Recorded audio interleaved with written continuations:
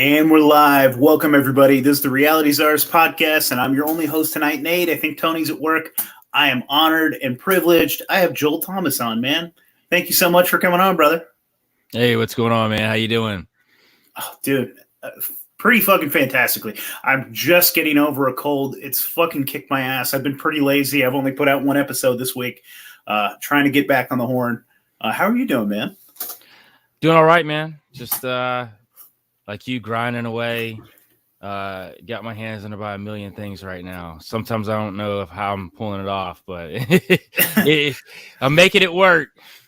Fuck yeah, dude. No, I feel you, dude. I work probably 90 plus hours a week, just regular fucking jobs. I have a full-time job and then a weekend job doing some other wild shit. And then I try to put out 3 episodes a week.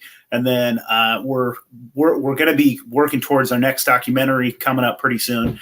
And then I have a 1-year-old. So it's a busy fucking crazy life, man. But we do it because we love it, right? It's Yeah, man. I mean, that's the key. For me, it's all about building. So I think if I've completed like a project or something, I'm looking for the next thing to build. I'm never really slowing down. I'm always looking for some creative outlet to get into and to expand into.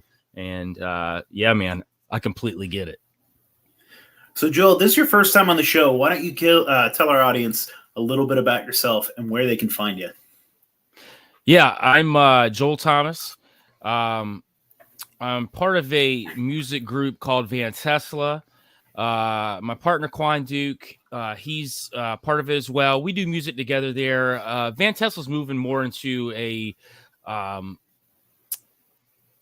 maybe label arena at this point. It's starting to move into something a little bigger. So the brand, I guess, is what it would be, the Van Tesla brand. So where that name comes from is Van Gogh and Tesla, Nikola Tesla. So we kind of combine those names because some people think it's the conspiracy side of it. It really isn't. It's actually more so what those guys meant after they died. So for me, with Van Gogh, I personally relate to him, just kind of being a tortured soul and creating just these masterpieces that was never really recognized until after he died.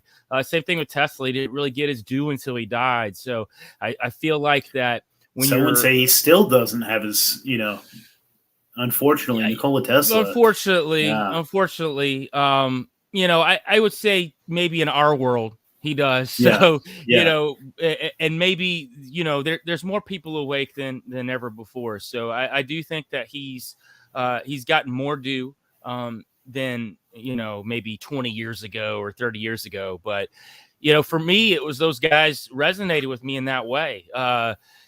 Because if you're fighting against the system or you're trying to create something that's like Tesla, free energy, right? So, he's trying to create this, or Van Gogh's trying to create this work of art, not for monetary value, but for people to love the actual artistry of it. I feel like people that are in those categories have a tougher time. I'm not saying you can't, achieve some level of success. You can, but I think that it's a longer road, but I also think it's more gratifying when you do in the end. So for me, when it comes to music, that's what I shoot for. I don't make music for anybody but myself. I want to listen to it in the car and enjoy it. Cool if you do. If you don't, I don't really give a shit. And I don't mean that in a bad way, but I create for myself. And I think that's when people connect with music at a deeper level, because they feel the passion, they feel what you're saying in a different way. And I do that with any medium that I'm a part of. I mean, right now I've got my hands in a lot of things. I work with Merkle Media. We travel over the U.S. hunting cryptids. We had our last documentary, Expedition Dogman. It's on Amazon Prime now. Fuck yeah. It's done really well. We just shot a new documentary. We went out to Utah.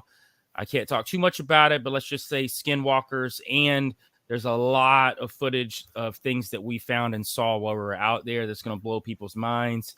So we did catch a lot of stuff on camera. So we got some good stuff for everybody. And yeah. may or may not have had run in with the government as well. So it was pretty exciting. And we're already plotting the next trip. I can't talk about that either, but it's already in the works, and it's going to be wild. It's definitely going to be wild too. Also, I'm part of Kill the Mockingbirds podcast with Sean Chris. How we met was through music. Really, how I met Tony Merkel is through music. Somebody gave him my music, or in Sean's case, I sent it over to him because he just looked like the kind of guy like hip hop. So I sent it over to him, and they ended up loving the music. And he and I did a few podcasts together, just me, coming on his podcast. And he'd been looking for a guest for a little while. And he asked me one day, and I was like, yeah, man, I was looking to get in the podcast game anyway. I just needed a fit that worked for me. And I had been doing the podcast runs for about a year. So it was time. And, from, the moment that he and I got together, we've grown exponentially over the past 5-6 months.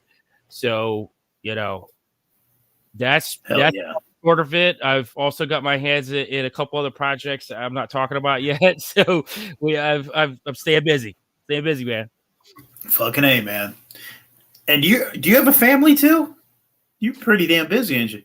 Yeah. I got a family, 2 kids. They're older though. So I don't, I'm not like you with the 1-year-old, man. I don't envy you at all, man. Like, it's great. Dude, I'm multi-generational. My oldest is 15, about to turn 16, and I've got a 1-year-old. So it's everywhere. It's pretty fucking wild.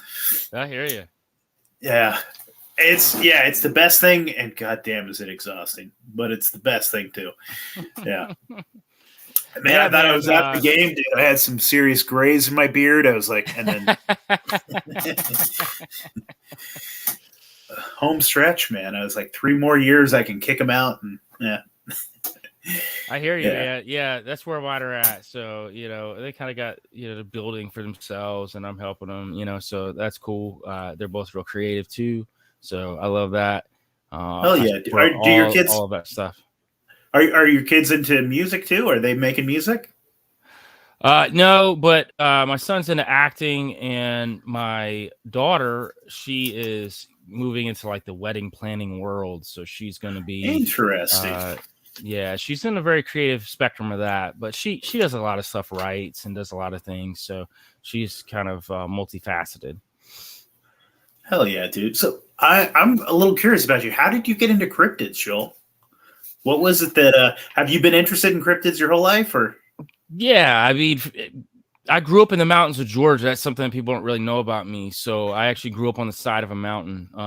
Most of my life I lived, in rural areas, but I'd say for a good portion of my younger life, I lived in the mountains of Georgia. My granddad had property there. He farmed. He had everything you think of, chickens, all that. We lived there in the mountains. So I roamed the mountains for years, and we always heard about Bigfoot, and I was always interested in Loch Ness Monster when I was a kid. My mom used to buy me a lot of books.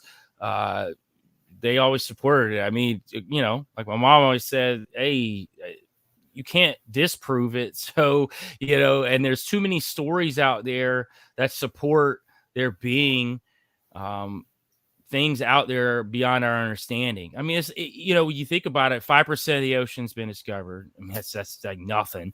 And then when you think about just land masses on the U.S., or not the U.S., but just in the world, there's so many areas that you really can't get to. Super remote, especially when you're looking at places like, Russia and there's a lot of unpopulated areas where there could be a lot going on.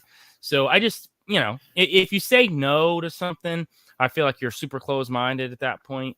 But yeah, I've always been into cryptids, and oddly enough, with Tony, he invited me on the Dogman trip, and he was rolling the dice. He didn't even know what I was going to say. Like, he and I were cool, and I'd been to Philly when he lived in Philly, and we shot some shows together, and he was big into my music, and he's always supported me there, and he's always had my music as a part of his shows. But he was rolling the dice. He said, man, I know those guys, against deep state and, against the government and all that, but I don't know how he feels about cryptids. I was like, dude, I grew up on the side of a mountain and I got plenty of guns, so I'm more than willing to get out there with you and hunt down Dogman. And we went out there, and two other guys came, Christian Roper. He's done a lot of stuff with like Nat Geo and all that. And then Ward Heine, he's done a lot of documentary stuff as well. He just did Dark Caller, which was a crazy series on Lure, which is really good. So, those guys are camera guys, directors. He just kind of threw this mixed pot of guys together that didn't really know each other at all. We all knew Tony, and that was it. And, our first time meeting is in the Daniel Boone National Forest with our, guide that has seen Dogman twice. And, we went out in the woods and saw some wild shit, man. Like I seen some stuff that I can't really, to this day, don't know what it was. Like I really can't describe it. Was it Bigfoot, quantum Bigfoot? Was it, the Fae? Was it, any of those things it could have been? And in government helicopters were highly involved too. They seemed to be following us the whole time we were there, which was really odd as well. So, but we all clicked. Where were you guys at? Where's Daniel Boone National Park? Daniel Boone National Forest. That's in Kentucky. In Kentucky. Okay. Very interesting.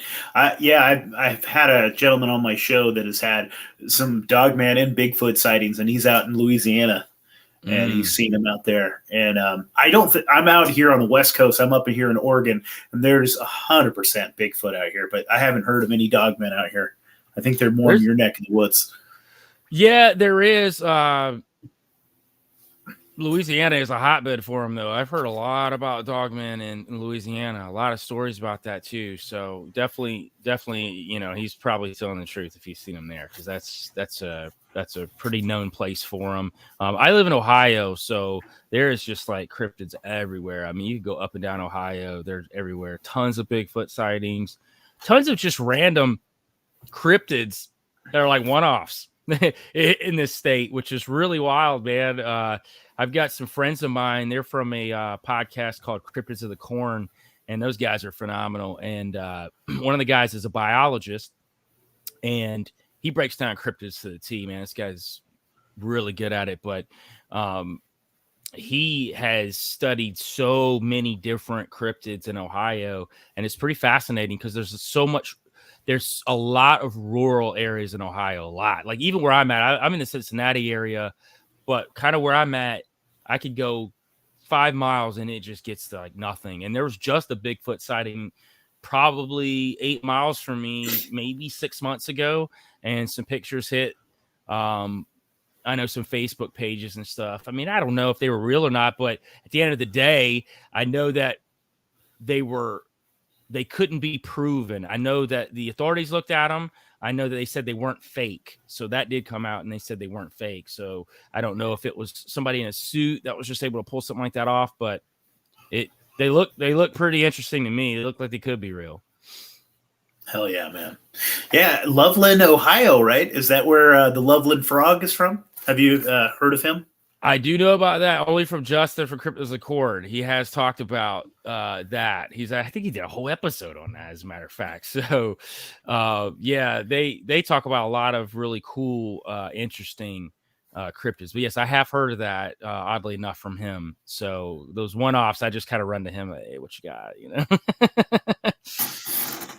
Well, cool, man. I want to ask you, I have some questions for you. And sure. I love the episode you did with my buddy, my buddy Ryan Dean, when you guys were talking a little bit about, man, what the fuck you guys were talking about? I think you guys were talking about like, was that the serpent, the Brotherhood of the Snake? Brotherhood of the Snake. Mm-hmm. Yeah, that one was fucking fascinating, dude. And I listened to like a little bit of your show last night that you did with Tony Merkel about the Nephilim and the bloodlines and different stuff. That shit is fucking fascinating, dude. And so I was actually going to ask you just sort of about like the ancient bloodlines and different things like that, just to get started, because I'm just crazy fascinated about that stuff, dude. And do you think that they really, because So they say that they can tie their bloodline to Cain, right? Is that's the story? Well, they essentially tie their bloodlines to fallen angels. So the fallen angel incursion doesn't come until like the 7th generation. Cain, when he killed Abel and was cursed and really just left the fold. He was a builder, and that whole side of it that's where the Freemasonry stuff comes from, is the building aspect of it. His son Enoch was a master builder. And that's really where the Brotherhood of the Snake really comes in, with Cain and his son Enoch. Matter of fact, Cain's first city that he built, he named after Enoch. Oddly enough, he built 66 cities. So that's something a lot of people don't know about. So the good 66 there for people that care about numerology, numbers, and geometry. So it definitely comes into play. The 7 sciences, or what we call the 7 liberal arts now, were taught to Adam and Eve in the garden. When they got kicked out of the garden, they still knew what the 7 sciences were, right? So, was that knowledge that was supposedly passed down through the serpent, or was that knowledge that God gave him? That God gave him. Now it was corrupted, because Cain was taught the 7 sciences as well, and also Abel, his brother. Well, he killed Abel. The 3rd son that came was Seth. So those are the 2 bloodlines that we talk about, because you got Seth's bloodline and then you got Cain's bloodline, and from those bloodlines is where you get Jesus was through Seth's bloodline, and then you've got Cain's bloodline, and like I said, they're in that 7th generation is when you had the big incursion, when the fallen angels or the sons of God laid with the daughters of men, and it created the giants, the men of renown, the Nephilim. So this is, people talk about the Anunnaki. Every culture's got a different name for them, which should let people know that there has to be some truth to this, because it's in every culture. You look at globally. I mean, you can look at Asian cultures and they talk about giants. I mean, any culture talks about them. Hell, when I was out in Utah, this is wild. So we had a guy come out and do energy readings on the property that we were on. And I could talk about this because this doesn't really have anything to do with the documentary, but he was a Nephilim expert. He didn't call himself that. I'm just saying that because there's certain guys that I would consider, very knowledgeable on the subject. And he'd written several books about it. He's a professor at one of the universities in that area. He's not allowed to write nonfiction on the subject, though, but he can write it in fictional form. So I know a lot of guys that do that. I know L.A. Marzulli's done that before in some of his books when he really wants to get really out there with some of the theories and test the waters. He'll do it in a fictional form. This is kind of how this guy is too. He did tell us about the Valley of the Three Kings. He told us to go check it out. It was close by the area. It's like 30 minutes away. There were petroglyphs on the canyon walls of 6-fingered giants. We actually went there and took video of it, took pictures of it. It's pretty wild. We went up and down the canyon, and there were 6-fingered giants all over the place. And these are 1,000-year-old. And this is from, Native American people that lived in these canyons. So again, it's been in every culture. It's been everywhere. When we were in Utah, we did shoot this film from the Native American aspect, which nobody ever talks about when they go do Skinwalker films. It's all scientific. It's all UFOs or UAPs, whatever they want to call it. It's not from the Native American aspect. And we wanted to do it from that aspect because that's where it started. That started hundreds of years ago, thousands of years ago with these Native Americans. They're the ones that talked about skinwalkers. They're the ones that talked about people that could change into animal form and some of these things. Well, as we were interviewing a lot of these Native Americans, oddly enough, giant talk just pops up consistently in these Native American stories. I mean, they even talk about giants still being alive in some of the mountain areas to this day. So people are still seeing some of these redheaded giants and some of these, quote unquote Nephilim to this day. So this is nothing that you can't track back to most cultures. So at the end of the day, you could say you don't want to believe it. That's fine, but you're doing yourself a disservice because, the Smithsonian's just scooped up all the bones anyway and hid them, just like most places around the world. Now, we'll say this, Marzulli does talk about there are museums in other countries that will allow you to see certain bones. They'll bring them out and let you see them. So they'll be like fingers that are, as long as, to my elbow, which is pretty wild. So you get to see some pretty cool stuff. So, yeah, I mean, the giants have been, they say range anywhere from the 45, 50 feet range, down to like the smaller ones, which are like 13, 10 feet, stuff like that. Yeah, man, it is pretty wild. Something that you bring up there is that in other countries they're much more open to these ideas, and that like if you go to Mexico, like you can go to like their universities and things, and they have professors that will talk about this sort of shit. It's really just like in America and England and places like that that are really shut off to these types of ideas because they have their professors with their theories and different things that they have. I really honestly don't know why it is. Why is it, do you think, in your opinion, that they are hiding the Giants' bones from us? Like, what does that do for them? It disproves evolution. So they don't want to disprove their theory of evolution.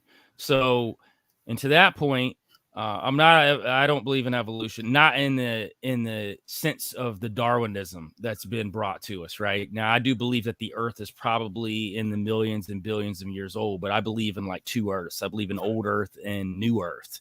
So I am a Christian.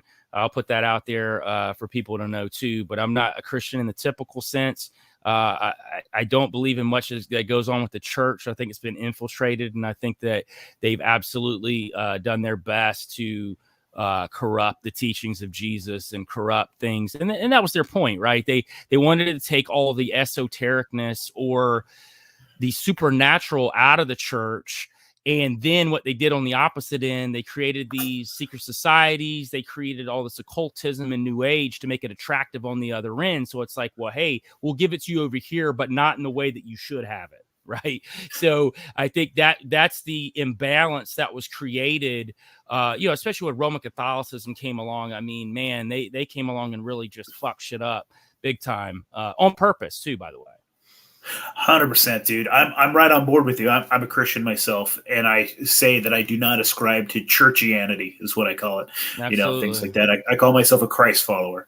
And I like it. Me too. That's what I say too. I'm a follower of Christ. I hope that in me finding the truth and connecting with other people that I could show the love of Christ in that way. Also, people have, pretty much pussyfied Christ too, because like Christ was a warrior, man. There was a verse in the Bible where they said badass, man. Where they said that Herod wants you to leave here, and he was just like, you tell Herod I'll be here tomorrow if he wants to come see me. Like, he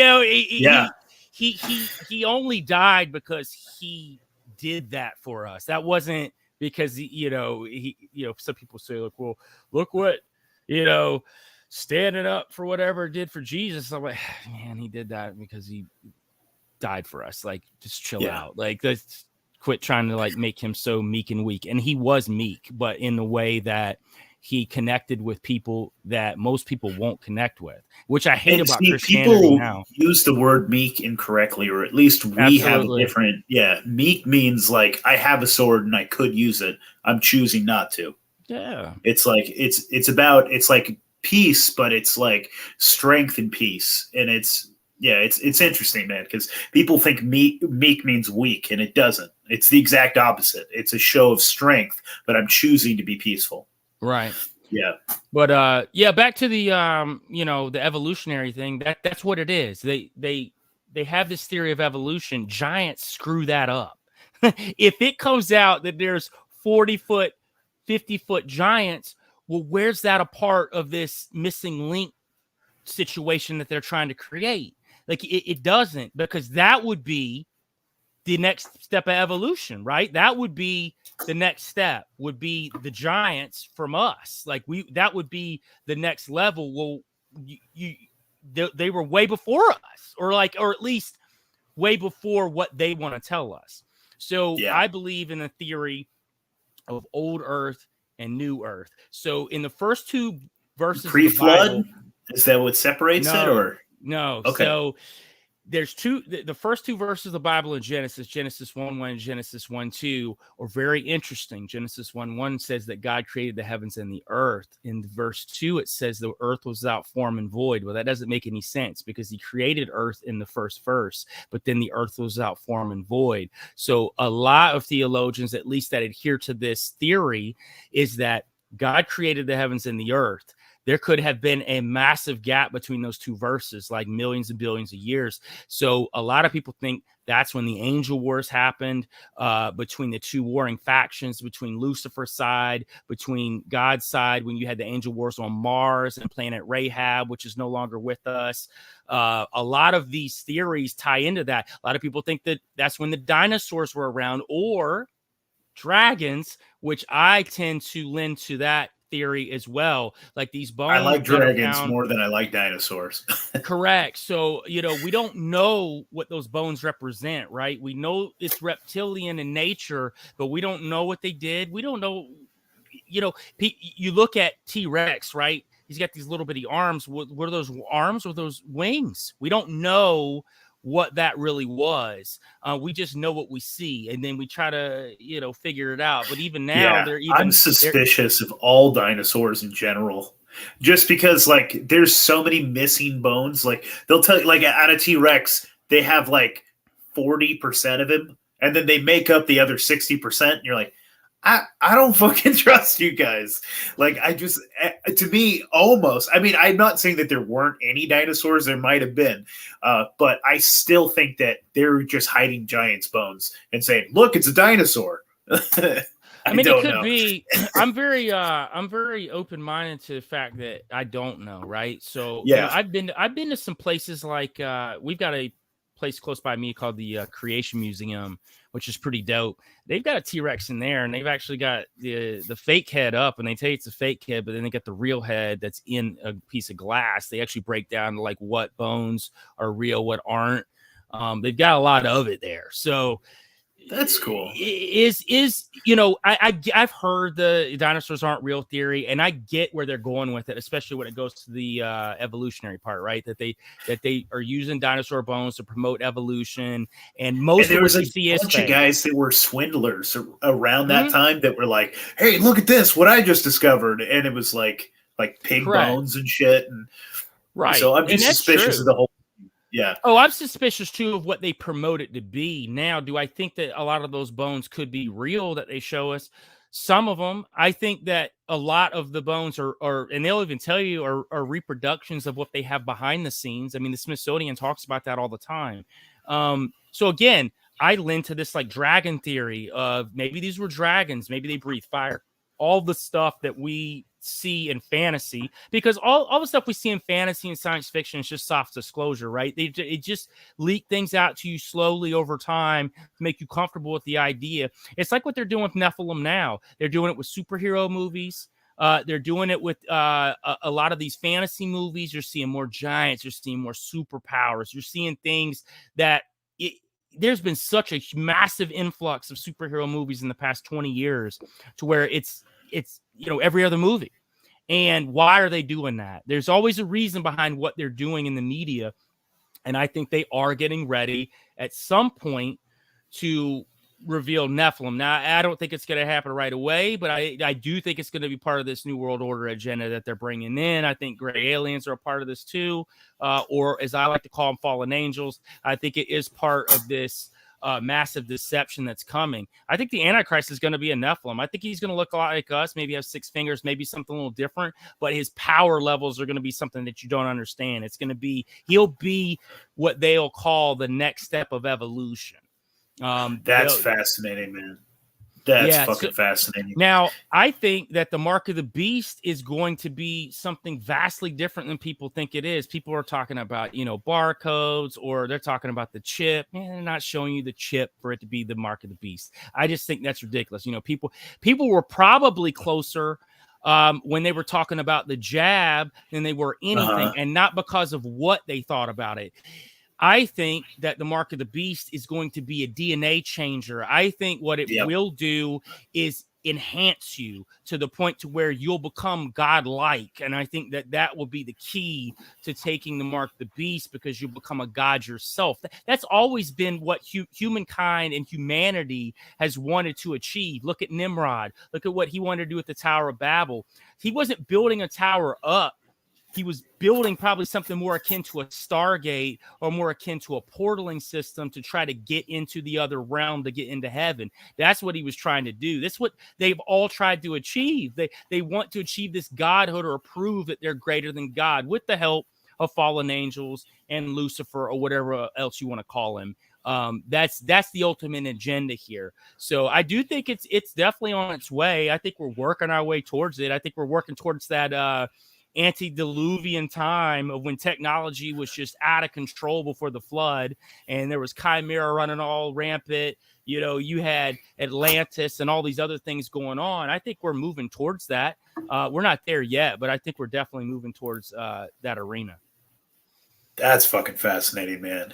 Yeah, I was going to ask you, like, so what do you think about these bloodlines? So they claim to be Nephilim, but we also hear that there are. So I mean, when I think of the Nephilim, I think about the giants. I think about the redheads, the six fingers, all that. But I also people talk about there being reptilians. Do you think that there is a reptilian bloodline too, or is that kind of just like?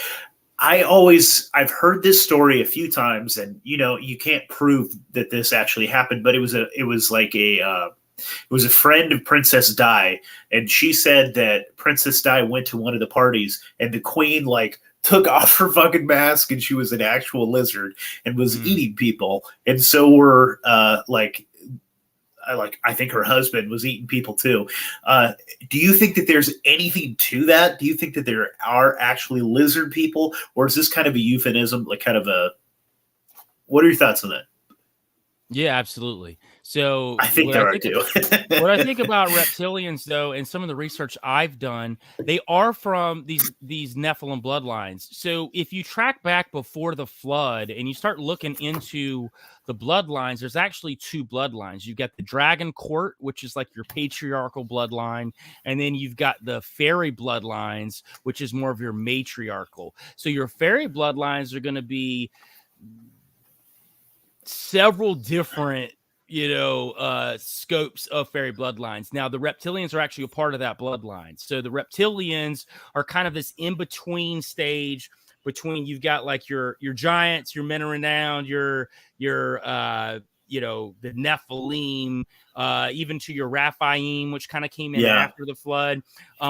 You got those are like your Dragon Court, right? Those are the patriarchal side. That's what they say that the Antichrist is going to come from, is this patriarchal Dragon's Court. That's more of your 13 bloodlines in general. That's at least the research I've done. That's where you're going to get more of that hard-lined bloodline. Now, the fairy bloodlines are just as protected, but they're like I said, it's more of a matriarchal thing, and you get more of like your elves, your trolls. Your reptilians come into there too. The reptilians are in this tier that's kind of in between, like more of your elves and the Nephilim. So the reptilians got these shapeshifter abilities, which they get from their fathers, which we know the fallen angels could shapeshift and turn into men, whatever else, right? So we know that that's part of it. They kind of get that trait from them. And they also have a very underground nature to them too. So that's why you hear a lot of stories about the reptilians coming from out under the ground. You don't hear much about, you do hear about reptilians being on spaceships with Greys and stuff like that. But typically you don't hear about reptilians too much in quote unquote UFOs or whatever. Not all the time, unless they're in some sort of I'd say like a leadership standpoint. The Greys are the abductors, right? And I think there's several different kinds of those too. But when it comes to reptilians, I think you're spot on. I think the reptilians are a big part of what goes on. Their shape-shifting abilities allow them to do things that some of the other ones can't.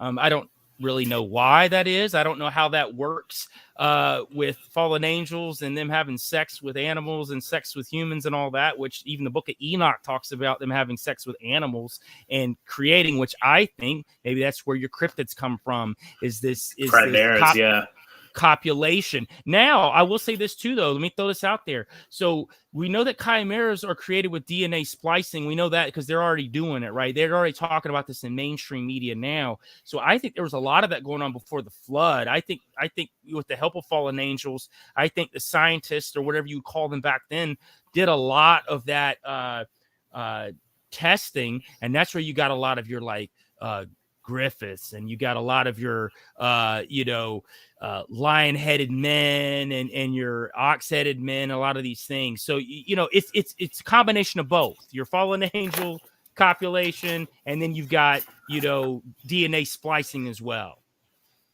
Yeah, dude, that's fucking fascinating. And I've been curious about this too, because when I think about these different bloodlines, and I think about because to me, what it really seems like, at least in our observable world, it seems like the reptilians are the ones that are in charge right now. And it almost seems that when we think about ancient times, we think about Tartaria, we think about all these different really cool ancient lost civilizations. It almost seemed like that there was a civil war maybe that happened. And I've heard about this actually from a few different folks, that there had been these fights between those bloodlines. And I wonder if that they're because where the fuck are the giants at? Where are they at? I'm wondering, we don't see them often, right? Do you think that there has been who do you think is in charge right now, in your opinion? Do you think so what I think is going on right now is a different type of deception, right? So I think when the flood happened, I think there was a couple of things. I know I've talked to Gary Wayne, who I would consider an expert on Nephilim. He's written several books about it. Genesis 6 Conspiracy was probably for lack of a better word, the Bible on the Nephilim subject. But he's talked about, he thinks there was a second incursion after the flood, right? So I'd hear to that too. I think there probably was, but I also have a theory that I think there was some sort of portaling out or portaling in the earth from the fallen angels to get their kids out of there. So I think there is a different sphere, a different existence that they can get to, that they have gotten to. Now, again, after the flood, when the Raphaim come along, they were a little they weren't as big as the Nephilim of the old, right? The Raphaim were in that weird 12 feet to 18 foot range, maybe a couple 20 feet guys, but they weren't the same. Now, what I've read is that after the first incursion, those fallen angels went to the pit. We know that from the Bible. They got thrown in the pit until, the book of Revelation, when they're released back on the earth, which I think CERN's trying to tap into right now.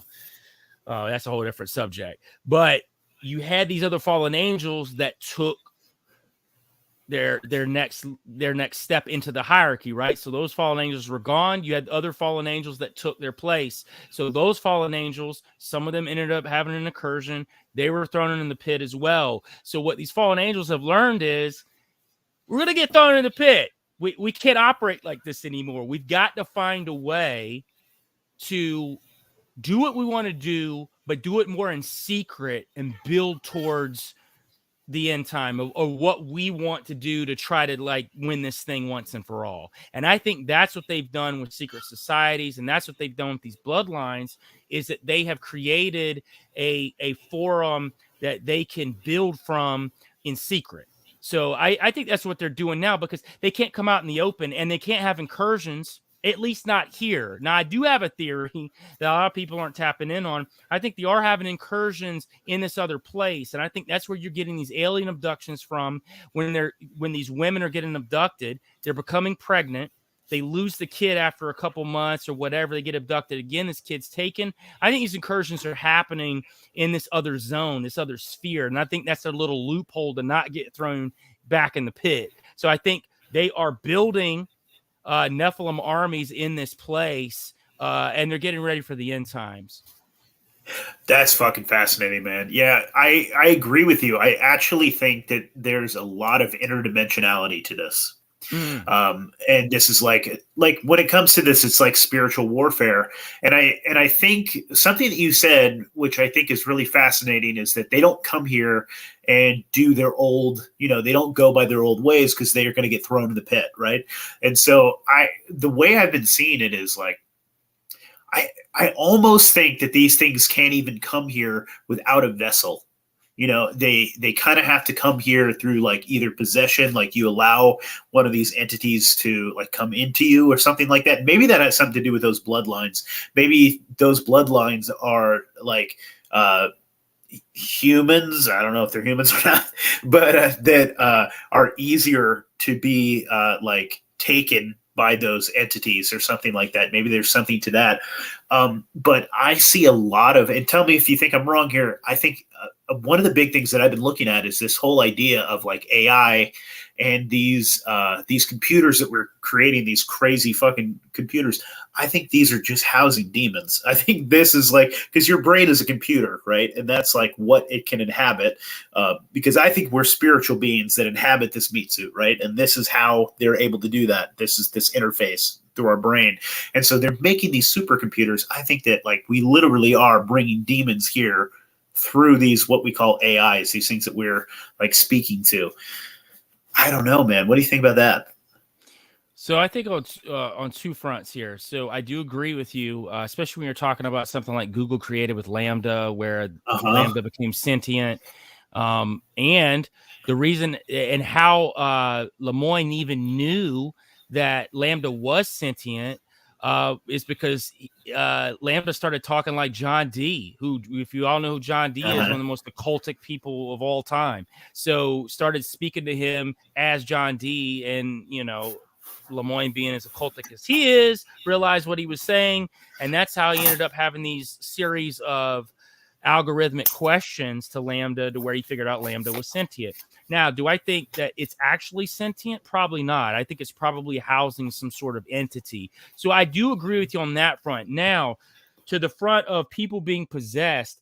So fallen angels cannot possess people. They can do what we call like puppeteering, right? They can manipulate people. They can't actually enter into somebody. Now, demons can. So demons. I was going to ask you what the difference. Yeah. So demons are actually the spirits of the Nephilim. So if you know anything about Nephilim, Nephilim, with at least the first bunch, right? The first bunch that were created. I mean, they could live forever. They had their father's traits. They had that eternal life. Well, God put a cap on that in the Bible. He put a cap on like 120 years, right? That was it. So when he put that cap on them, that hard cap, their bodies died out, but their spirits had nowhere to go. So they could either go to Sheol, someplace in the under earth, or they roamed the earth looking for something to inhabit. So what this does is now this creates a crazy thing. So they can't possess people, which people do things that allow themselves to be possessed, sometimes unknowingly too, especially if they get involved in the occult. The other thing would be what is created for these demonic entities to possess. So now you start getting into what I like to talk about, the meat sack theory of what's created by government entities with the help of fallen angels, or as they may understand them, aliens, to house these entities. I mean, we could even go as far as cloning. We could even talk about how celebrities start looking different, and you haven't seen them in a couple of years. They look different, but they seem to be like their eyes look different. I'm still tripping on Katy Perry's eyeball. That was freaking me out. Which is really weird, for sure. But what's happening? Are they cloning? And these clones are meat sacks for these entities to take over, or are the biological organismed gray aliens? Are they some sort of housing project for these demonic entities too? Because generally speaking, when it comes to gray aliens, there's nothing good that comes out of them. I don't care what anybody says. I've heard some people try to give them a shot, and I'm like, yeah, give them 2 more weeks, because like they're not going to be good for long. They never are. It's always something bad. Somebody's getting abducted. Somebody's getting butt raped. It's something going on with these guys, and they're all about it. So, and again, I think when it comes to gray aliens, I think you're going to get a couple type, right? You're going to get fallen angels that present themselves as gray aliens, but I think your more biological ones, I think this is where you're going to get more of your manufactured biological organisms that these demonic entities take over. And I think that also holds true to cryptids. And I'm not going to say all cryptids by any stretch, because I think there are true cryptids that are out there for sure. But when you look in the cryptid world, there's several different kinds. You got metaphysical, you've got your biological ones, and I think you've got your meat sack biological ones, and these are the ones that you see that tend to patrol government facilities. These are the ones that tend to show up, like your white Bigfoot, the one that everybody talks about, the elusive one. He's always around some sort of government facility. It's like he is a guard dog. Speaking of which, Dogman is also seen a lot around government facilities. So when you start looking at that, are these biological organisms created for these entities to take over and work in coincide with these government agencies as they work with these, as they may understand it, aliens? I don't think, here's another thing about the government, I don't think they're that damn smart. I think the bloodlines are very smart.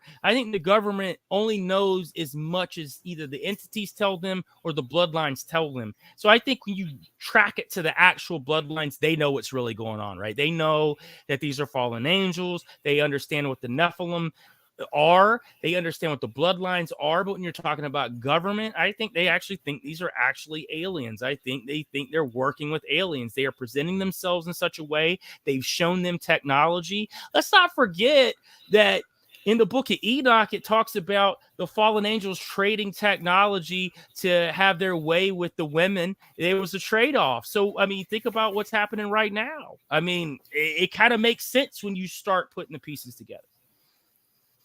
Dude, 100%. Yeah, so many fucking things that you said just jumped out at me. But yeah, you're right. Like the trading of the technology for their way with women. I mean, that's kind of like, yeah, like you said, like the breeding programs that they do and like abductions. And I've always heard that, like, what president was that made the agreement with the Greys or with those aliens that they were going to allow Eisenhower? Yeah, he was going to allow a few abductions. I mean, that's kind of what it sounds like 12. To me.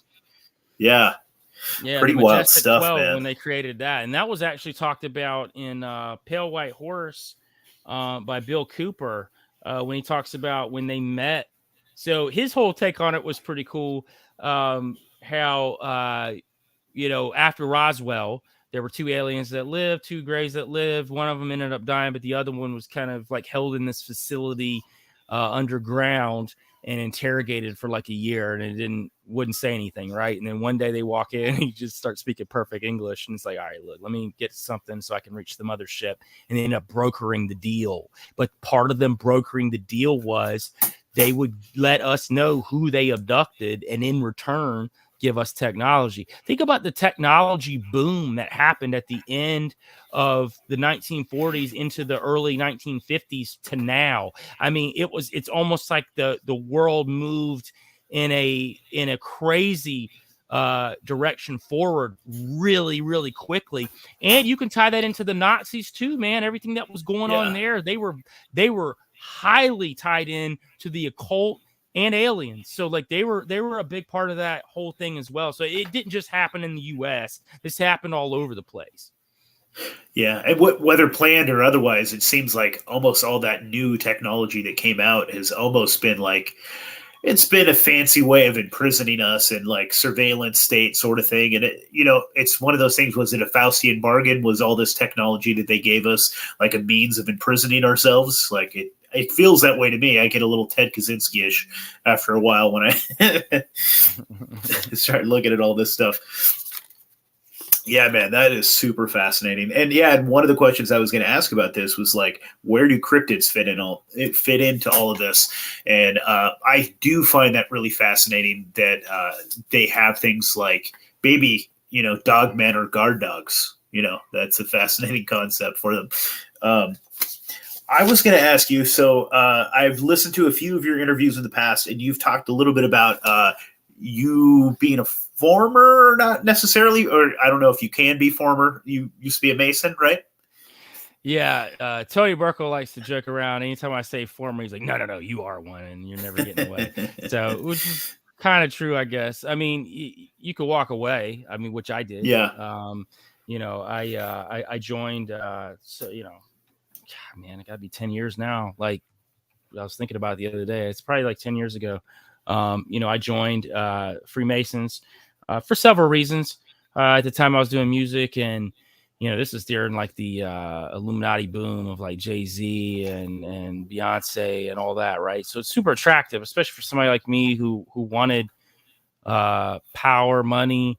That's the world that I lived in. The guys I ran with, that's how we thought. I wanted to step on your neck to get to the top. I mean, that's just how I thought back then. And, honestly, and in retrospect, I really thought through why. Now, why did I want that? Because a lot of people would hear that and say, oh, that's just awful.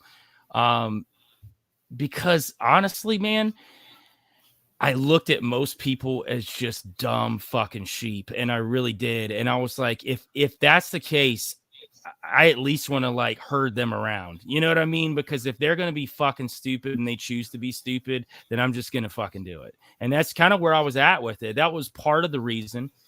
Money and power, man, played a small part, right? That was a goal. That was a means to an end. Knowledge was a huge thing for me too. The esoteric's very intriguing to me. Always has been. So my father, before he became a pastor, which he's still a pastor now, man, he was on his way to become, part of the Church of Satan. He was deep in the occult before that. So, it's kind of like, I think they, like sins of the father. I think sometimes that does progress down, even if you can break some of those things. I think there's demonic entities that prey on your bloodline as well. Not to confuse it with Nephilim bloodlines, just normal bloodline. So, for me, man, I got in, and I probably got into one of the hardest lodges in the area that I lived in. It was pretty difficult feat to get in. On top of that, I'm white, and it was a Prince Hall Freemason lodge, so I was the first white guy to go through in 100 years. So double hard. That's fascinating, man.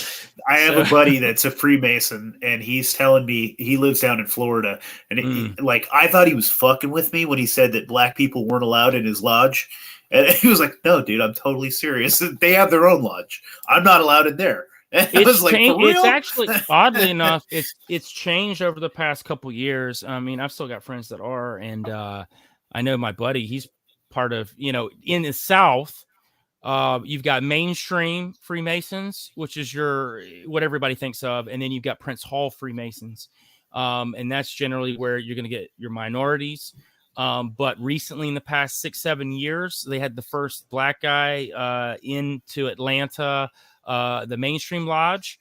I know my buddy, he's part of a mainstream lodge, and he said that they just had a black guy come in. He's a Prince Hall, but he was allowed to come in. So they're actually joining now, which is more of what you see up north. Yeah, if you go up north, you're going to see everything in both. So you go to a Prince Hall lodge and it'll be super mixed, and you go to mainstream lodge is super mixed. What's crazy enough, though, they're all from the same umbrella, so they all follow the same tenets. They're all from the same thing. If you track anything back to who Prince Hall was, he was brought in to bring black people into Freemasonry. So like he kind of was like, he was the forefather of that. And this is back, we're talking Revolutionary War.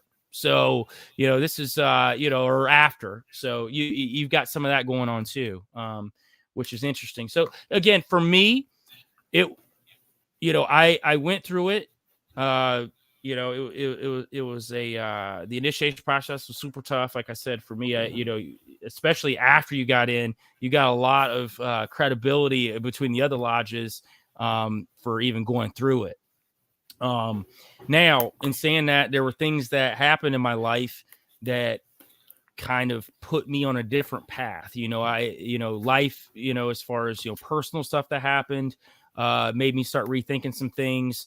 I backed away and, ended up moving and then that started going down a different path and, where I'm at now. So especially, 2020 hits, I start, which I already was very privy to, what the inner workings are going on behind the scenes.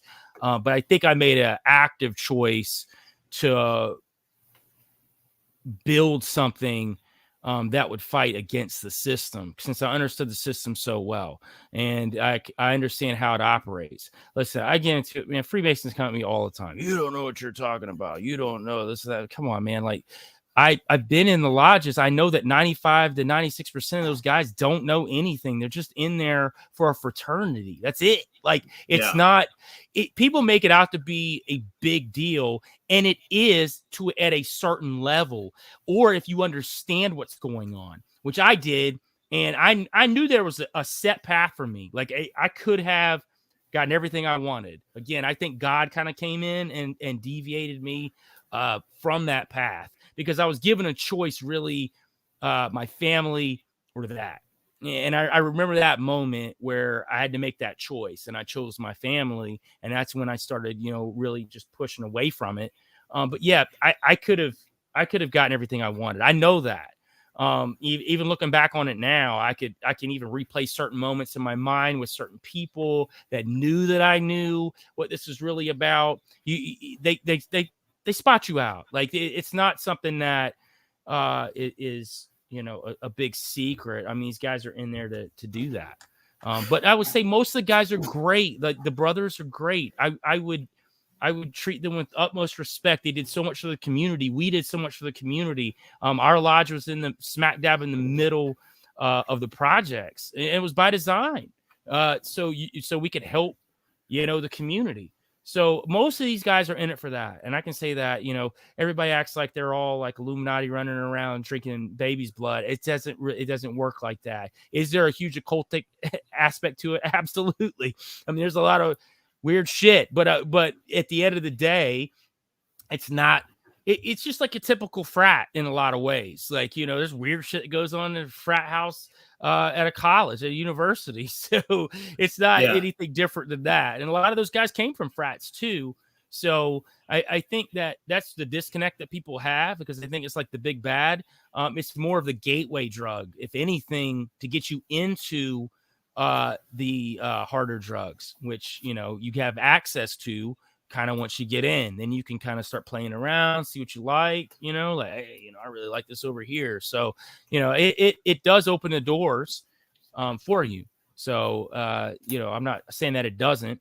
I just know for me, looking back on it, and, I don't regret anything I've done in life. I think it's taught me certain things, and I think that it gives me a certain balance, or it gives me a certain foundation that I'm able to combat things better, because I know things more from a personal level.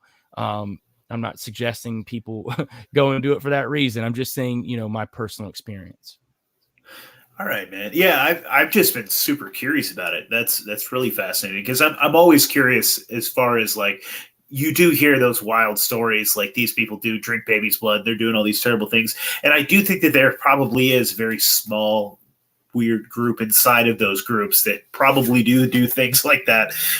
And I agree with you that 98.999% of the folks are just like good old boys that just want to drink beer, like frat out and have a good time.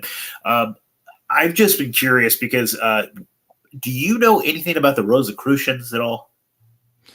Well, Rosicrucians are tied into back what we were talking about, the fairy bloodline. So they're actually a big part of what goes on with those particular bloodlines. But they're a secret society just like anything else. Now, I think that what you see with the Rosicrucians now, or people that claim to be Rosicrucians now, it's nothing like it used to be. I think it's just more a name. It's like people that claim that they're Knight Templars now. I think that people that would be considered a Knight Templar now, that could correlate to a Knight Templar back then, you wouldn't even know what they were called. They would be super underground. I think they're just showboating. I think that they are kind of a part of something, but I don't really think it's anything like it used to be. At least in the scope of what it was, back in those days. But I know people claim to be now. I think maybe it's probably like we were just talking about Freemasons, more of a frat thing. I think there's maybe a little bit more of a elite feel for these people. Again, man, a lot of it's just to feel good.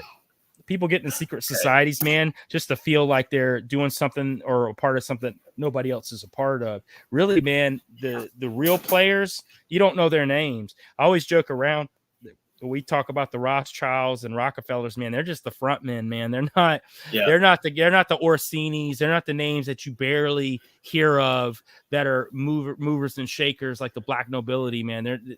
You don't know their names. They don't have social security numbers. They don't like the world is their playground. There's no countries to them. They do whatever they want, and they're part of these bloodlines, and they protect these bloodlines as well. There's a lot of incest in these bloodlines because they're protecting it.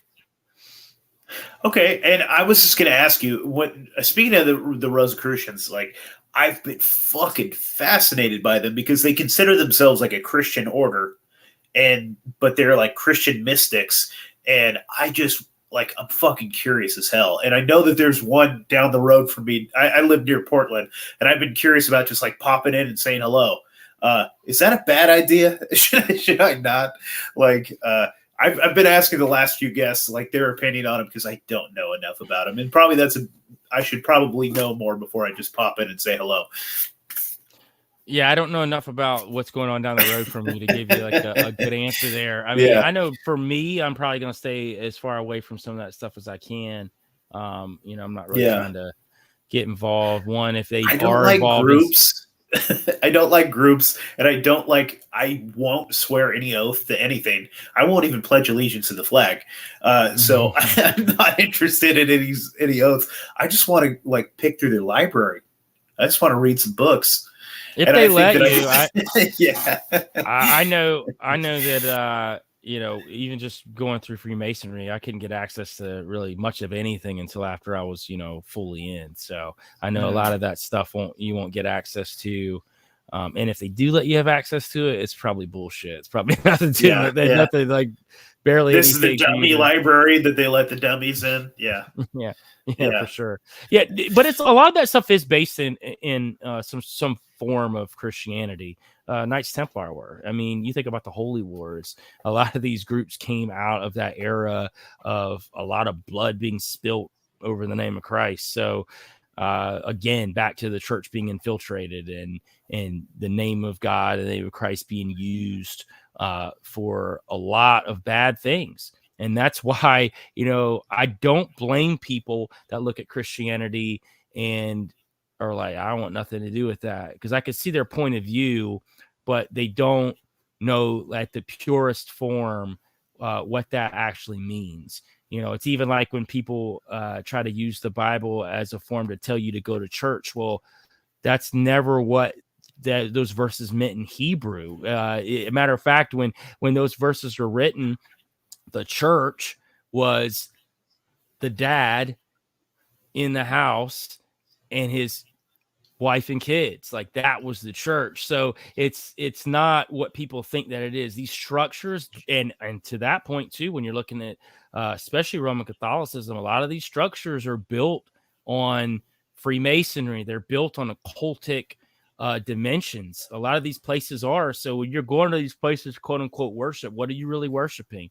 I mean, hell, man, look at the Pope's audience hall, man. It looks like a fucking reptilian head, man. And it's like he's sitting on a throne and it's got like Jesus coming out of the ground, but his hair looks like a serpent head and he's like coming out of hell. But they said, what do they say? It's just him saving the apocalyptic world, whatever they made up. And it's like, come on, man. Like, it's so obvious, but so many people are just so blind to it and they don't understand it.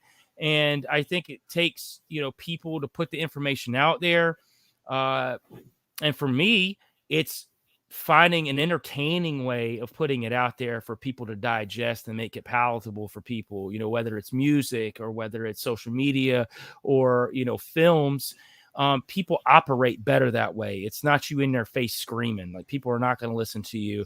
And, people, get their butt cheeks all the time with stuff I say, man. But I don't, I'm just here to do it an entertaining way. You take it or leave it. I'm just putting information out there. So take what you want from it. Hopefully I can plant a seed, and maybe 3 weeks from now, a month from now, you see something else and you're like, oh man, I remember that song or that reel that guy came out. Oh man, maybe I need to go back and look at that again. Maybe I need to look more into this. And before you know it, you're teaching yourself something. You're researching yourself. You're looking into things. That's all it's about, man. I'm not here to wake people up. I'm just putting information out there. You got to wake yourself up. Neo had to pop the pill himself.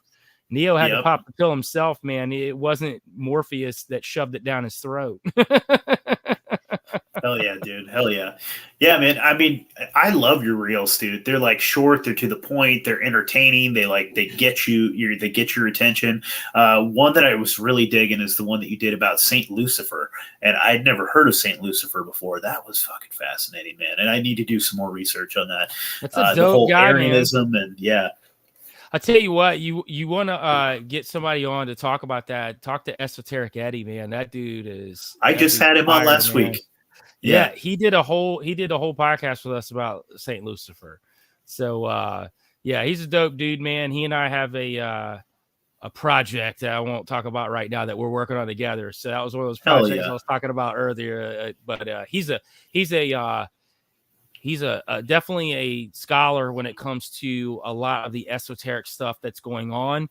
He's really good at tying it into a lot of things that I like biblically. So, he and I can have these really good conversations about how, Sumerian culture ties into the Bible. And, it's like he said on the podcast with us one time, he's like, if anything, the Sumerian stuff proves the Bible. So, which is pretty cool when you look at it that way. Yeah, I absolutely 100% agree. Yeah, we had a great conversation. Yeah, shout out to Esoteric Eddie. You're the man. Fucking A, man. So I had just a few more questions for you. Let me see here. Okay, so as far as the Illuminati, what we call the Illuminati, is the Illuminati is there an actual one group called the Illuminati, or is this just kind of a concept and there's just a whole bunch of these groups that are kind of tied together? What are your thoughts on that? I mean, I think what we understand as the Illuminati is probably a bunch of groups that are tied into the same goal, right? Now, do I think there is an actual Illuminati? It could very well be. I mean, I think maybe on the celebrity scale, I think they love to use that imagery. For sure. And I think there's a certain level of these celebrities that use it. It's not them using it. It's the PR groups and the machines behind them that force them to use a lot of this imagery. So it's not necessarily that they're a part of these structures. Now, some of them are. I think Jay-Z wholeheartedly is. He's worn way too many shirts with "Do What Thou Wilt," a lot of Crowley imagery. If you track Jay-Z back to the 90s, even his first album, Reasonable Doubt, he had a song in there called The Evils, spelled devils, but with an apostrophe, The Evils. It's probably my favorite song by Jay-Z. It was one of the most intricate, esoteric songs that he's ever written, and nobody talks about it. Nobody even really knows about it until I bring it up. And I'm like, dude, he's literally talking about secret societies, and he's talking about how you can take over a city, among other occultic things in that song. Matter of fact, he samples Prodigy from Mobb Deep, and on the hook, he says, "Illuminati want my mind, soul, and my body. Secret societies got their eye on me," and that's the hook. So that's we're talking 95, man, and you can find pictures of Jay-Z with Freemasons before he was ever signed. Jay-Z was very, very much involved with this world before he got into hip hop. Dude, and just where he's been able to go, he's at the pinnacle, man. He's at the top, as far as the rap game goes. I mean, there's no one bigger than Jay-Z. It's pretty fucking wild. And I don't think you get that way. I don't think they allow you to get that far without being a part of some of those groups. No, I don't think so either. I think there's a cap, right? I think there's a certain level. Now, I want to say this though too, because what I really, really can't stand is artists or creators or whatever that blame everything on conspiracies and blame everything on secret societies on why they can't make it. So like, I don't like that either. Maybe your shit's just not that good. Maybe it is good. Maybe you're just not putting enough work in. Maybe you're lazy. There's a lot of factors on why.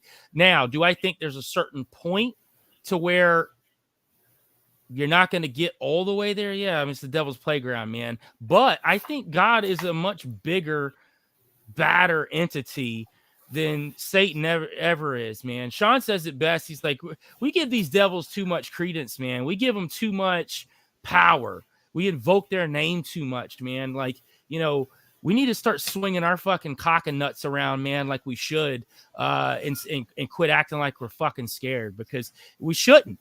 If we're rolling on the right team, if we're rolling with God, man, we know who's going to win in the end. Are we going to go through some tough times? Yes, it's already been stated that we will. But are we going to get some victories? Are we going to get some battle, like some wins in battle? Are we ultimately going to win? Absolutely. And I think people can be very successful and not go down this demonic path. I think it's absolutely possible. So I don't adhere to that mess at all, man. I hate people when they get on that stuff like, oh, I might as well just give up. I've had people tell me that, like, I might as well just give up because you get to a certain point, they're going to stop you anyway. I was like, who's telling you that? Like, my God's bigger than that. I'm not adhering to that shit, man. Amen, man. I love it. Yeah, hell yeah.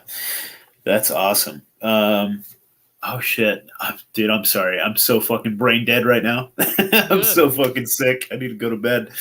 I was gonna ask you. So my pastor told me this story when I was a kid, and this is just out of nowhere, basically, because I can't tie this into anything we were talking about earlier.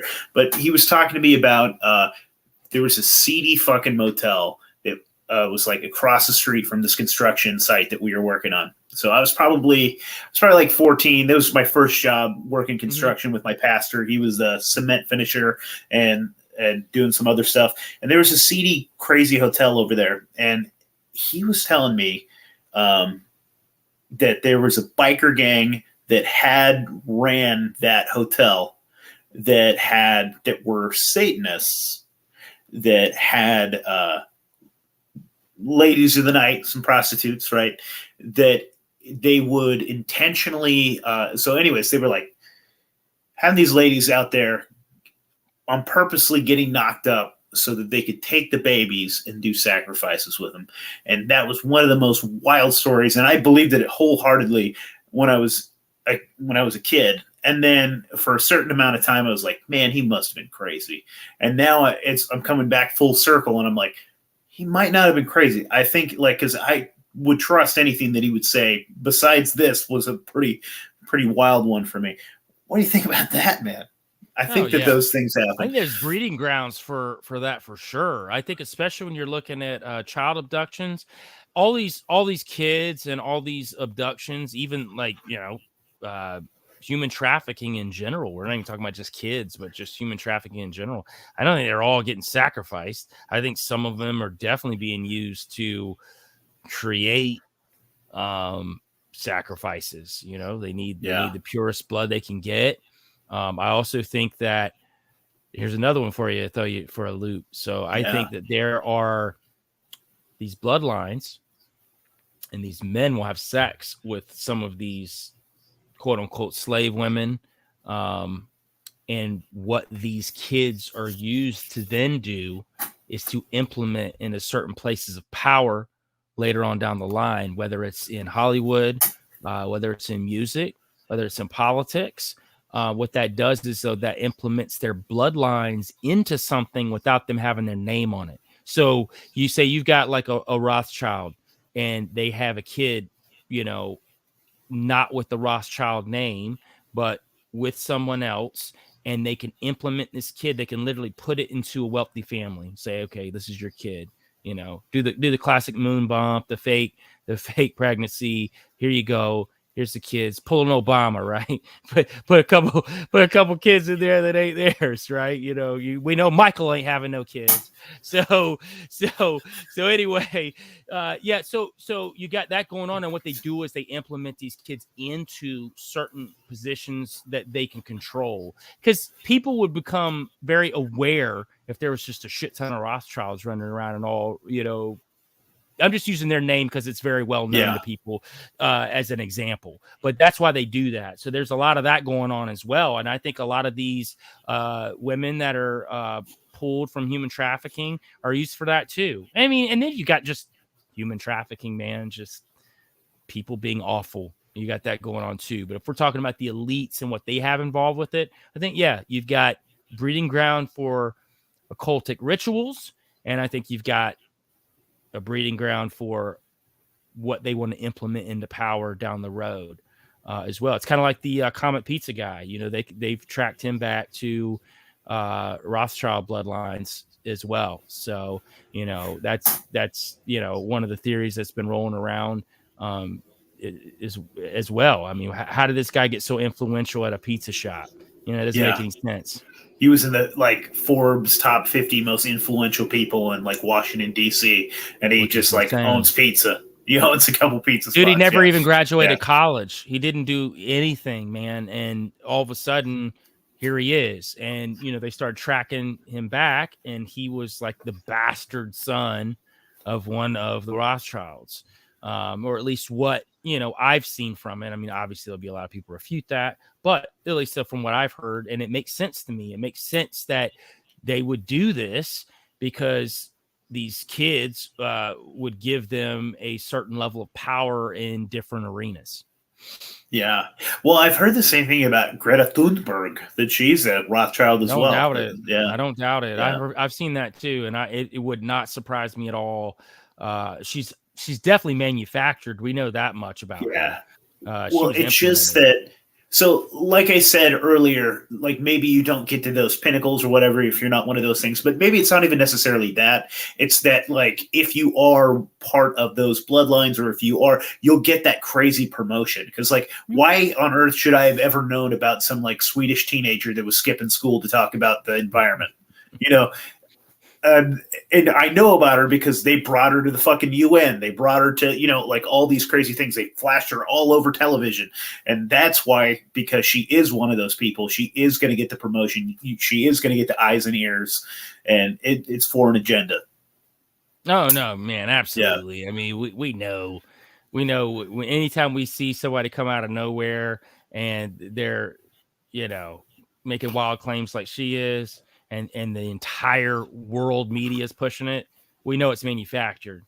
And it's definitely being pushed by these bloodlines for sure. I mean, climate change is one of the biggest scams of all time. So fucking A, man. And it's a strong one. And they're pushing it hard right now. And I'm really hoping, you know, that people, I like to think that people will wake up. I used to think people would push back. 2020 kind of black-pilled me slightly with just how much. Well, because I live out here in Oregon, and man, people are still nuts. I think there's still restaurants that'll make you have your pass, or else they won't let you in. Like, it's wild out here, dude. Like, we're fucking in 2022, and they're acting like it's December 2020. They're absolutely nuts. I liked what you said. You made a reel not that long ago about the amnesty, and you kind of broke from the herd a little bit, and you're like, I'll forgive you guys. That was a very Christ-like thing to do. I really like that. You want to give your thoughts on that, like, to everybody listening right now? Look, man, if anybody knows anything about me, and if you don't, I don't roll with the herd. I don't care if it's the truth or herd or whatever, man. I'm going to think for myself. I'm going to critically think. Sean and I are very much in tune with that. A lot of times we don't jump on a topic initially because we see everybody freaking out in a matter of like 15 minutes. And here's the truther crowd all getting worked up. It's like they did with Kanye. All of a sudden, like, they love Kanye, and they haven't even, you know. I love Kanye for years, man. College Dropout is a fucking fantastic album. It's beautiful, man. He's got some of the best music ever. I mean, I can go into a million ways about stuff he's involved in and all that, but just pure from a musical standpoint, man, he's a genius. He really is. Yeah. He's a great great musician that sold his soul. But at the end of the day, he's a great musician. But, you know, it's like when the Kanye stuff happened, man, everybody jumped on it, started freaking out. Sean and I ended up doing an episode like 2 weeks later. We start, you know, and even then we felt like it was too soon because there was still stuff coming out about it. But we were like, yeah, we're going to give our thoughts on it. The amnesty thing, if you want to hear me go on a big rant about it, 12 a.m. tonight, we've got an episode coming out called Houston We Have Takeoff. We're going to be talking about the rapper Takeoff and a bunch of wild stuff there. But I do want a big rant about amnesty on that. I just absolutely was disgusted, man, by most of the people when that article came out. First off, the article was put out there for a reason. People are fucking idiots. It's like it was put out there to piss you off. It wasn't put out there because they actually meant it. It was actually a trolling article. The lady Oster that wrote it, she was very backhanded in a lot of the stuff that she said in the article. She wasn't asking for amnesty. That's not really what she was asking for. Even Sean, he was like, man, I kind of read it like she was asking amnesty from us. Like I didn't even really take it like everybody else took it. When I read it, you know, I was like, this is very backhanded. She's not really asking for amnesty, but at the face value, I think that we should forgive. We should give amnesty to people, man, because if we're harboring hatred in our hearts, man, we're doing exactly what they say we are. We're acting exactly like they said we were. A bunch of dumb fucking Trumpers who can't see their fucking head from their ass. That's what they see the truther community. Whether you like Trump or not, we all get lumped into that category, which I fucking hate, by the way, because I can't stand that guy. But at the end of the day, again, I think for myself, dude, I piss these Trumpers off all the time, man. I know I do. It's like Sean and I say, man, get your butt cheeks tight today because I'm getting them tight all week long, every week, man. I'm not coming with it what you think I'm going to come with. If something drops and everybody jumps on it, I'm probably not jumping on it. I'm probably going to sit there and think through it a little bit and use my critical mind, the mind that God gave us to use. And that was the thing that dude, there were people that I respect that were coming out like, we'll never forgive. We'll never forget. It's our turn now to make you pay. Like, come on, man. Like, you're doing exactly. Like, we're in a position to do that anyways. Right. And it was just disgusting, man. These people, like, it disgusted me. And, you know, a lot of people got mad when I put that out, but whatever, man. Like, I don't care. I'm not here to make people happy. I'm just here to try to speak the truth, or at least what God wants me to speak on this earth while I'm here. And that's it, man. And that's how I feel about that whole subject. I was Sean, he likes to hype me up because I'll be at like work or something. He'll send me stuff, and he knew I was already, because I had already done because we had recorded the episode that's dropping tomorrow a few days ago.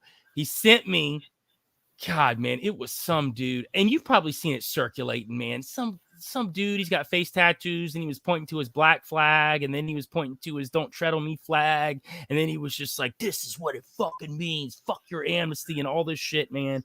And I was like, I haven't seen that, but that's hilarious. That like set me off. Like I was like, okay, I'm gonna talk about it now. I'm actually gonna put out a reel about it. I know it's probably not gonna get much traction because anytime I do anything that's critically thinking and I'm not picking a side, it never gets that much traction. Not normally. You know, if I do something about Joe Biden, guaranteed it's probably going to take off.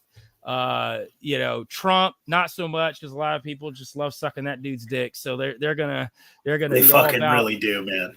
Dude, they're a cult with it, and they don't even see it, man. They think, you know, it's one thing you want to go vote, fine, man. I don't believe in voting, and I know all the detractors that and all their reasons why I'm wrong. I'm just very against it, man. I don't think that it serves any purpose, especially when they're all selected. It's all contrived. So why am I legitimizing the system, man? It's legitimizing the system. It's giving your consent to be governed when you select your slave master, you know, and when you go to select, and to me, it's like, no, fuck you. I'm not going to play your game. I'm not going to even give you I'm not going to give you even the hint of, I think you have legitimate rule over me. So there's no way that I'm going to sit there and sign your name and put my name to it and pass it through. And then even more so, it's like, let's say I voted for Joe Biden and all the crazy shit that happened. Is that partially my fault? Maybe it is, man. I think that there is something to that. It's like when you vote for a warmonger and then some, like, what's his name, just like fucking bombing the shit out of like Libya or something, or like Saddam, all that shit. Like, I think that blood is partially on your hands when you do that. Like, you could say the same thing is through taxation, but they point a gun at you and force you, and they take that money from you. But when you go to that ballot box and you put your name on there and you throw it in there, I think that you're saying you're okay with it. Right. Now, Sean votes, but he doesn't vote like everybody else. He votes strictly third party. He votes for people that he thinks could make a difference that he knows will never get in. So it's his way of sticking a middle finger up to the system in his own way. I just Ron Paul for president every time. Right. And how I think about it is, that is my vote by not voting, because I'm not supporting this system. Could you imagine if just everybody in the U.S. is like, nope, we're not going to vote? They'd never do that because people are so consumed with their side winning. But imagine if everybody did that, man, the whole system would collapse. We'd have to have a new system. And then we'd have to have people that could actually help. That's what I love, man. The peace revolution. I think that's like the answer. It's like peaceful civil disobedience. Like that's what they want you to do. Exactly what you were saying is like they want you angry. They want you reactive. They want you to pick up a gun and say, "Not my America." And like, because you're easy to deal with when you're like that. Yeah. And you're also, when you sit there and you hold a rifle, you're an easy target because you look like an asshole and you say you're going to go and hurt people. Like no one will give two shits about you. There's no sympathy. They're like, oh, I'm glad the cops went and killed him. But if you're sitting there like Martin Luther King and you're sitting there with like a flower out and you're in a nice suit and you're saying like, I'm going to ride the bus if I want to. Like you force them to show their hand and show their authoritarian nature. You force them to take off their mask and show what they really are, which is like they are the monopoly on the legitimate use of force. They are the gun in the room. That's what government is. And so you force them to show their hand when you do that. It's a peaceful revolution. Like you said, if we all just stopped, all of us just said, we're not going to pay our taxes anymore. We're not going to work tomorrow. We're not going to keep your systems running. We're going to go over here. We're going to take care of our families. We're going to put we're going to put a shovel in the soil. We're going to start growing some food. We're going to take care of each other. That would break the system, like you said. Yeah. And I think that's a part of, what we do at Kill the Mockingbirds too, man. Like we'll talk about subjects and we'll break down things, but we also try to give people solutions as well. That's the thing that people don't do enough of. We just did an episode called Perma Pimpin' with the Perma Pinkcast guys. Man, those guys are phenomenal. They've been doing permaculture for the longest time, man. Matter of fact, William went over and studied permaculture over in Australia for 2 years and came back here and added more to what his dad already knew. And they've built a whole system about it. They do a lot of these self-reliance festivals, show people how to slaughter a pig right, how to grow things right, how to become self-sustainable. And that is, I think, important. And listen, nobody's going to be all there right away, right? It's impossible. Like you can't just, go out and get a farm tomorrow, and everybody's got that kind of money. Not everybody's got the capabilities of that right now, but what you can do what you can, do what you can to become as self-sustainable as you can. Hell, even if it's just stocking food for when something goes down. Stocking food. Also, get to know your fucking neighbors. Get to know your local farmers. That's the first step. Start supporting your local farmers. Buy your eggs from your local farm down the road. Get your milk. Get some vegetables from your local farmers. And you know what? When the fucking store shelves are bare and empty, you know a guy. Yeah, exactly. Yeah, no, I'm all about that, man. Our show is agorist. If you see the gray and black flag behind you there, that's what we're all about, man. It's the counter economics, and it's about building the community and self-sufficiency and peaceful revolution. Yeah, man, and I think that's how it should be. And I get that maybe there's a time where maybe it's not as peaceful, but at least let's try to keep it that way as long as we can. You know what I mean? At least become self-sustainable enough, build together. Sean and I talk about all the time, building. You know, what are we doing to build a better future? Are we just complaining all the time? Are we creating echo chambers? Are we copycatting each other? Truther community is notorious for that, copycatting everybody. Something happens and everybody's got to jump on it because they got to make sure their post blows up on social media. Like it's a whole game that they all do. And man, I told Sean the other day, I was like, look, dude, I could jump on the Trump train and blow the fuck up. Like I could have blown up a long time ago, man. I could have done it because I know how to listen. If I wanted to, I could do it. I'm not going to though, because I'm going to promote what I think that people should hear. It might not be what you want to hear, but it's going to be what I think you should hear, because you know what? I was on Tony Merkel's show a few weeks back, and I said, listen, if your butt cheeks aren't getting tight twice a week, then you ain't doing something right, man. If I'm not challenging myself or being challenged by something at least twice a week to where like I'm breaking my matrix consistently, that's the thing, man. Your matrix is never all the way broke, man. We've got so many things that are ingrained in us since childhood that we're constantly breaking it. Dude, I'm breaking stuff all the time. So you need to allow yourself to be wrong. People are so like, hold on to their ideals till they die. Like, you know, I'll die on that sword. Like, come on, man. Like, that's why we're in this predicament right now, because you're dying on swords that we should never be on in the first place. 100%, man. 100%. Well fucking said. Joel, the next time I have you on, hopefully I'm in a much better headspace and I'll ask you a lot better questions. I appreciate you so much for coming on, man. We're getting to about an hour and a half, so I'm going to let you go. I appreciate you, brother. Do you want to give plugs one more time? Tell us about your movie that's coming out, and tell everybody where they can find it when it comes out. Yeah.